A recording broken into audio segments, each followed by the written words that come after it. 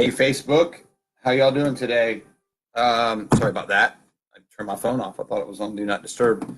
Um, I have a really important topic that I want to talk to you about today because I'm going to turn this into a YouTube video. And what I'd like to do is I like to jump on here. I like to not, some of these I like to keep short, but today this one might be because I've got about 10 minutes. So I'm hoping that this will help you. Hey, Jill Warner, how are you? So today I'm going to talk about something that's been a passion of mine to help people with, and just how stress affects our hormones, whether it's our growth hormone, for maybe it's our thyroid, or something that may affect women or men both. But and obviously you say, well, Mike, why are you talking about this? You only work with men. Because I believe that there's a message out there that people need to hear. And so I've combined with a couple articles together and some things that I've studied over the years. And so just about how stress affects our hormones. And, I always ask people every day, like, how are you feeling? Are you happy? Are you sad? Are you energetic? Are you run down? But what I tell them is no matter what you're feeling at that moment, your hormones have to have a say in what and how you feel. Actually, in fact, hormones run everything in our body. When they're balanced out and working properly, you feel your best, okay? And all your body's systems are in sync. And when they're not, nothing is working properly, and you don't feel very well. Stress affects your body in many ways. Your endocrine system, the system that works with all your hormones. One system that usually takes a hit when you're stressed is your endocrine system. And that increases oxidative stress. And that's stress at the cellular level, not just the stress that you think about, oh, I'm stressed out. No, it affects the very function of your body. Oxidative stress is the most researched topic when it comes to your endocrine system and sickness, disease, leading to free radical damage, leading to your body just breaking down. And so let's talk about a couple things about how your hormones work, okay? I remember back to classes when I was in high school and guys would doze off. People would doze off, and especially in chemistry class. And then a teacher was explaining how our body produces chemicals and uses them to control certain functions, right? I wasn't one of the ones falling asleep. I was paying attention. The systems that coordinates everything going on in your body, in your endocrine system, it's made up of hormones and glands, right? That influence every single cell and organ in your body and their corresponding functions, right? These hormones play an important role in regulating your moods, growing and developing your organs, okay? Tissue damage and how our tissue functions, monitoring your metabolism, controlling sexual and reproductive functions. Think about it like this. Think of the endocrine system as controlling body's processes that happen slowly over time, growth and metabolism, while the nervous system controls functions that happen immediately. Examples like breathing and movement, right? But they work together to make sure that our body is functioning properly, right? And so a gland, for instance, is a group of cells that selects materials from the blood, processes these materials, and then uses them to produce hormones or so-called chemical signals, right? The endocrine gland itself releases more than 20 major hormones directly right into your bloodstream, and then they travel to the body parts to make things happen. The major glands in your system are the ones that you may or may not be familiar with. They're the hypothalamus, pituitary, the thyroid, the parathyroid, your adrenals, your pineal, pancreas, and reproductive systems, like your ovaries and testes in males and females, okay? Hormones are chemical messengers, right? Secreted from these glands. They transfer information and instructions to our entire body. Very complicated system. So they are specialized that even though many different types of hormones move throughout our body, each type only affects certain cells. I love that. It's very, very educational and controlled, right? So how does stress affect our hormones? For most of us, the higher our stress levels, the more likely our mood suffers, which can negatively affect aspects of our living, our diet, our exercise, our libido. There was a blog I read not too long ago about stress and your health, and it mentioned that the cells in your body work best when the environment surrounding us is kept consistent, right? Stress from external or internal sources disrupts this environment that we have around the cells. It's not kept at a minimum, can change the body's ability to really corrupt and disrupt it, right? This places the cells under stress called oxidative stress, and interrupts the body's ability to function. Over time, our cells begin to break down, and they lead to the entire body being unavailable to function the way God intended it to function. So when your endocrine system feels stressed, right, by physical, mental, it immediately starts to fight or flight. You guys have heard that before, the flight or flight, right? Response by making more adrenals, right?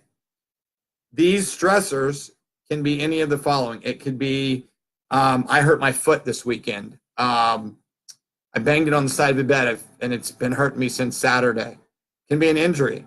It can be a surgery. It can be an infection. It can be intense heat or cold, allergic response, mental stress, chronic pain, right? When these stressors hit the body, getting ready to react to danger. Unfortunately, like when your body thinks that the stress you may be facing involves these like large, hungry animals, it reacts by one, increasing heart rate, right? Like it was funny. These are things, and like I said here, unfortunately, your body makes and thinks that the stress you may be facing involves like being chased by a large animal, right? Like we know what we think about when that happens, but when these stressors come in, it's the same type of action and motive inside of our body. So increases heart rate, constricting blood vessels, dilating pupils, slowing less important bodily functions and moving those resources to other body functions, right? So producing cortisol, which increases belly fat and makes you sleepy and tired. And cortisol production causes a whole cascade of hormone activity that starts to increase energy and help your body adapt, right? But if your body is constantly flooded with cortisol, it gets worn out by these continual chemical messengers, right? If not taken care of, they can disrupt many bodily functions, your adrenals, your hormones, and many other things. So increased cortisol can even lead to weight gain, which we all know that happens all the time, especially in the midsection, as I mentioned. But because of leptin and ghrelin, two hormones that affect appetite and food intake, are constantly directed to be in survival mode. Okay, leptin with the brain signaling the body. Your body does not know what you aren't going to starve through a difficult winter, right? So it gets the signal to pack on pounds to keep you healthy. So you have stress, the environmental toxins like air pollution, water, sunlight, and then it leads to oxidative stress, which leads to psychological issues, which leads to disruptive cell function, then decrease in the body's ability to be able to perform, okay? So let's talk about how to boost your hormone function. We'll finish with this because I think this is pretty cool. So make sure your hormones are functioning correctly, as we've said, leads to better overall physical and mental health, right? So let's talk about just a couple strategies, as I said, that will help us function better and help our body function at its best. Obviously, we know that eating a healthy diet, maybe we won't go into different types of lifestyles, but I believe that a vegan lifestyle or a Mediterranean lifestyle or a Paleothetic lifestyle are the only three things that I would teach anybody, just because I believe they're the most healthiest and effective way. Look for foods rich in antioxidants and fiber, and avoid foods that have been artificially or altered with hormones. Limit your sugar, alcohol. Number two, limit your sugar and alcohol and excessive caffeine. It disrupts the endocrine system and especially adrenal gland function, right? Get plenty of rest, sleep well. If you haven't watched my sleep study video yet, go to YouTube and you can watch it. Okay. Exercise, right? Exercise the right way for you. I believe why our coaching clients and why our groups, people get the best results anywhere online, because we teach them how to exercise for them. I had a client the other day that said, Mike, I really wasn't sure about these workouts because I'm always used to going in the gym and just lifting and doing the thing that I do. And he was like, wow, I can't believe how these workouts have just really made me work and made me feel better and made me start losing weight at my fat again, things I haven't done in years. So, guys, some people are better with those type of workouts. Some people are better with yoga or kickboxing. Have somebody help you find out what's best for you by trying different things. And then just pay attention and see how you feel and adjust. We always want to be adjusting. It's not one size fits all. Okay, and then get out in the sun, get some vitamin D, get your endocrine system, especially your thyroid hormones.